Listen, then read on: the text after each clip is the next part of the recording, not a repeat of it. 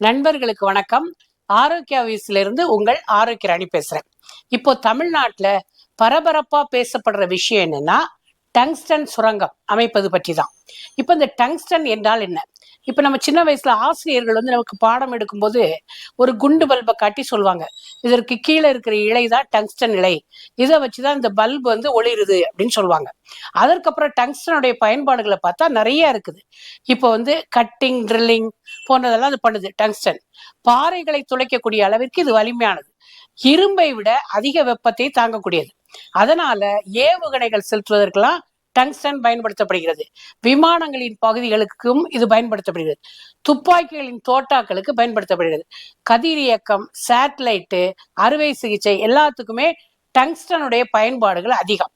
இப்போ இந்த டங்ஸ்டன் இயற்கையாக கிடைக்கக்கூடிய ஒரு உலோகம். இது சைனாவில் இருக்கிறது. அதற்கப்புறம் ரஷ்யா, போர்ச்சுகல் போன்ற நாடுகளில் எல்லாம் இந்த டங்ஸ்டன் சுரங்கம் அமைக்கப்படுகிறது. இப்போ இந்தியாவிற்கு இந்த டங்ஸ்டன் சுரங்கம் அமைப்பது பற்றி வேதாந்தா குழுமத்தை சார்ந்த இந்துஸ்தான் ஜிங்க் லிமிடெட் நிறுவனம் ஏலத்திற்கு எடுத்துள்ளார்கள். இந்த ஏலம் எடுக்கப்பட்ட இடம் எதுனா காரியாப்பட்டி.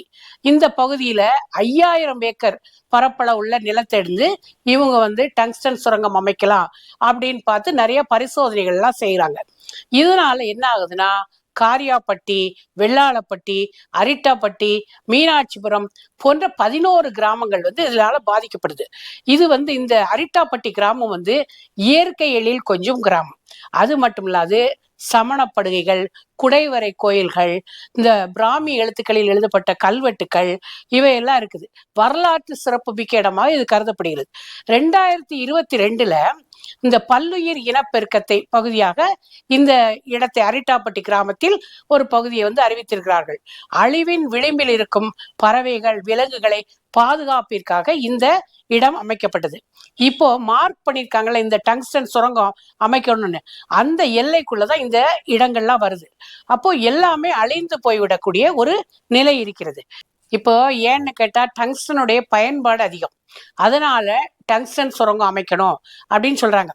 இப்ப இந்தியாவில் மகாராஷ்டிரா, கர்நாடகா போன்ற இடங்கள்ல எல்லாம் டங்ஸ்டன் சுரங்கம் அமைப்பதற்கு ஏதுவாக உள்ளது.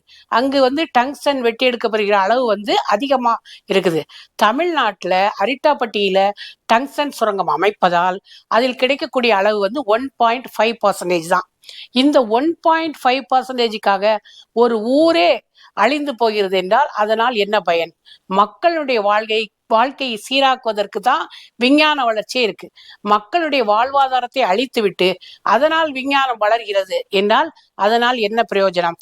இதனால இப்போ சட்டசபையில இதை பற்றி காரசார விவாதங்கள்லாம் நடைபெற்றன. தமிழ்நாட்டில் உள்ள அனைத்து கட்சிகளும் ஒன்று கூடி இந்த டங்ஸ்டன் சுரங்கம் அமைக்க வேண்டாம் என்று முடிவெடுத்துள்ளார்கள். நேற்று கூட மக்கள் எல்லாம் ஒன்று திரண்டு 1,00,000 பேருக்கு மேல் பேரணியாக சென்று தங்களுடைய எதிர்ப்பை காட்டி டங்ஸ்டன் சுரங்கம் தமிழ்நாட்டில் வேண்டாம் என்று கூறுகிறார்கள். இப்படிப்பட்ட மக்களினுடைய கண்ணீர் துளிகளோடு எனது கருத்தையும் பதிய வைத்து டங்ஸ்டன் சுரங்கம் அமைக்க வேண்டாம் என்று கூறிக்கொண்டு விடைபெறுகிறேன். நன்றி, வணக்கம்.